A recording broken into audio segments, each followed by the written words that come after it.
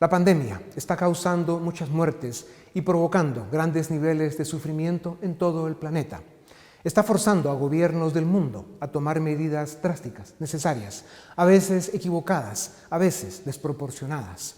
Pero es evidente que los pueblos de la tierra necesitan creer en sus líderes y les están dando una nueva oportunidad.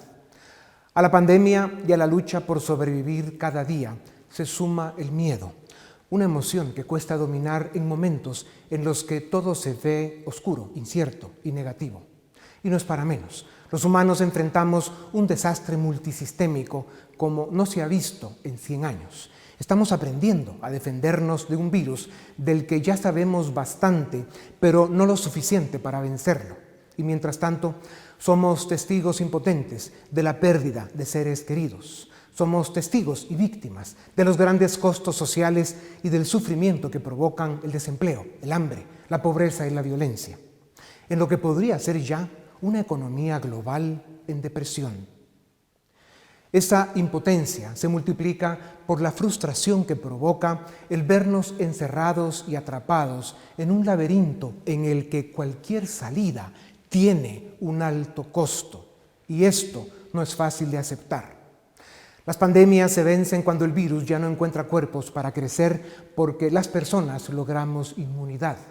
Lo ideal, lo perfecto, es tener una vacuna que logre esta inmunidad, pero la historia de la humanidad nos enseña que a las pandemias las ha vencido la inmunidad colectiva que da superar el contagio, pues las vacunas siempre han llegado después.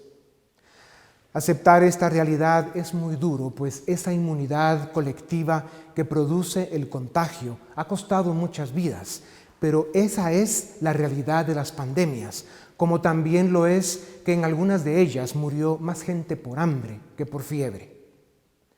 Los científicos afirman que en los primeros días de la pandemia fue esencial la cuarentena y el control del número de casos diarios, pero insisten en que después de 6 semanas y hasta que salga la vacuna, los números críticamente importantes son los que da la inmunidad colectiva después del contagio. Desde esta tribuna hemos afirmado que los datos correctos y objetivos son esenciales para tomar las decisiones que mejor logren ese complejo y doloroso equilibrio que proteja la vida contra el virus, pero también contra el hambre. Los humanos hemos enfrentado las pandemias a través de los siglos, dando la cara, arriesgando la vida y a veces perdiéndola. Y a través de esos años quedó claro que para superar la crisis económica hubo que resolver y conciliar la crisis de salud, una misión muy difícil de enfrentar. Politizar o darle color ideológico a esta infeliz encrucijada es un despropósito tan grande como poner precio a las vidas perdidas, ya sea por fiebre o por hambre. Este capítulo en la historia de nuestro tiempo es muy triste, costará muchas vidas y dejará muchas cicatrices. Si queremos pasar esta página con dignidad, debemos, entre otras cosas, mantener una discusión honesta, respetuosa y con argumentos informados. Como dijo Benedetti, cuando creímos tener todas las respuestas, nos cambiaron todas las preguntas. Pero si la historia sirve de algo, elijo que sea cada ser humano, respetando las leyes y a sus semejantes, quien decide lo que es mejor para él y su familia. Dejar en libertad al ciudadano esperando que se comporte con responsabilidad ha sido siempre lo que más éxito y satisfacciones ha dado a las naciones. Ofrezco mis votos porque dentro de algunos años, cuando hayamos superado los costos, el duelo y el dolor de esta crisis, daremos gracias a la vida con humildad por las lecciones aprendidas y porque habremos aprendido a respetarnos y a vivir en libertad.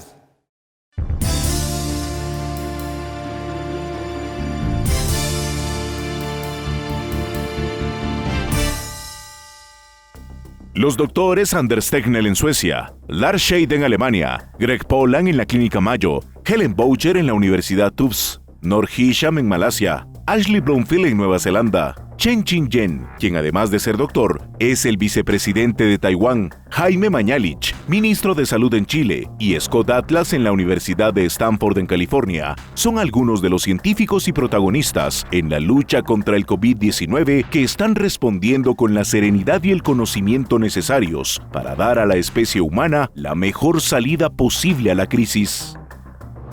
Con la información que se tiene, 4 meses después de lidiar con la pandemia, estos expertos en temas infecciosos, al igual que las autoridades sanitarias de la mayoría de países, afirman que el objetivo debe ser evitar que muera más gente por hambre que por el virus.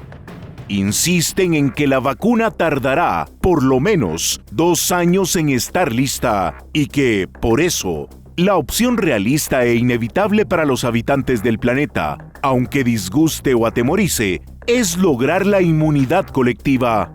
Esa que, aunque no queramos, nos dará el contagio de un virus que apareció en la Tierra para quedarse. Y como no es opción encerrar en cuarentena 2 años a 7.7 millardos de seres humanos, y menos a quienes tienen que luchar por el sustento diario, que son la mayoría, frente a una pandemia sin vacuna para los próximos 24 meses, la opción responsable y realmente inevitable es aprender a vivir con el virus y enfrentarlo. Por estas complejas razones, los doctores hablan de la inmunidad colectiva y afirman que, idealmente, se debe alcanzar a través de un contagio ordenado, progresivo y estratégico, protegiendo a las personas vulnerables y teniendo en todo momento sistemas sanitarios que sean capaces de atender a los contagiados que presenten síntomas serios. ¿Es esta una posición cómoda, deseable o segura para los habitantes de la Tierra? No.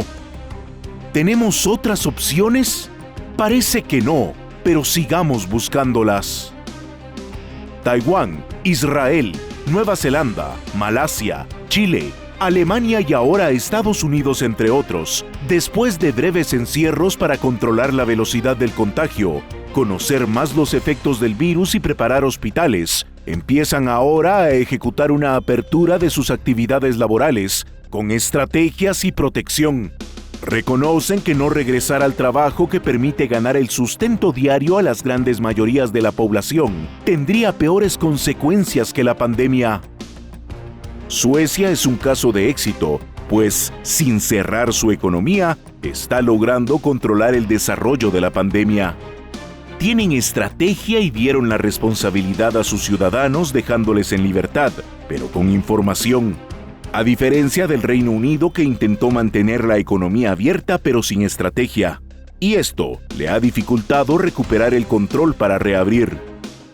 En unas semanas lo intentarán de nuevo, pero con estrategia y protección. Con el paso de los días y mientras se desarrolla la vacuna, se espera que el sistema de salud mundial encuentre alternativas médicas para aliviar los síntomas del virus y proteger vidas. Es difícil comprender y aceptar la realidad que plantean los científicos, pero la verdad, frontal y transparente, es siempre la forma más digna de enfrentar la crisis. ¿Cuáles son algunas de estas verdades según respetables científicos? 1. En los próximos 24 meses se habrá contagiado más del 80% de habitantes del planeta. 2. La mejor forma de proteger a la población y lograr inmunidad colectiva es con la vacuna, pero si no se tiene la vacuna, un grado aceptable de inmunidad se alcanza cuando se contagia alrededor del 70% de la población, como lo confirman la historia y la ciencia. 3.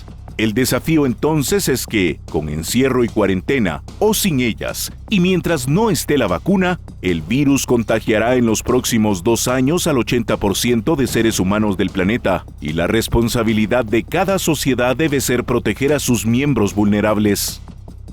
4. La inmensa mayoría de personas no tienen riesgo de morir de COVID-19. 5. Estudios de anticuerpos que están en proceso en 3 continentes ya reflejan que millones de personas tuvieron el virus y nunca lo supieron. Fueron asintomáticos.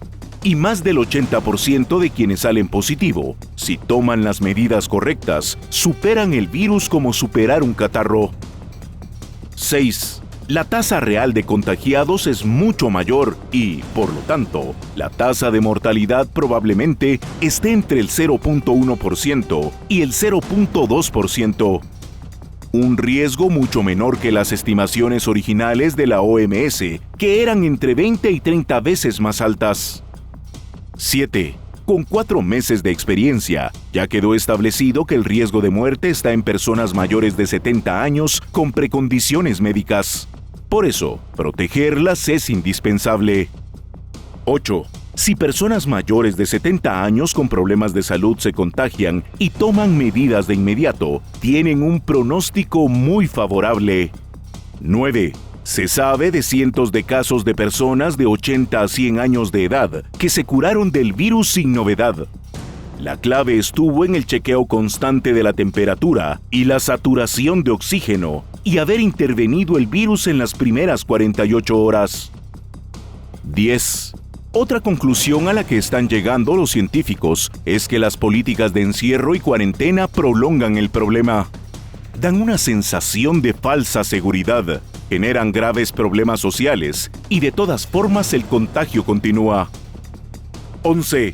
Los científicos reconocen que la política pública más efectiva para lograr el mejor equilibrio posible entre salud y economía es dejar en libertad al ciudadano esperando que se comporte con responsabilidad.